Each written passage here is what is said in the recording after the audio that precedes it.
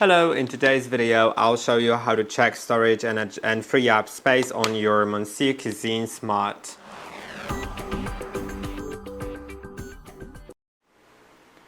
In order to do it, click on three lines in the top right corner, then go to the settings and go to storage.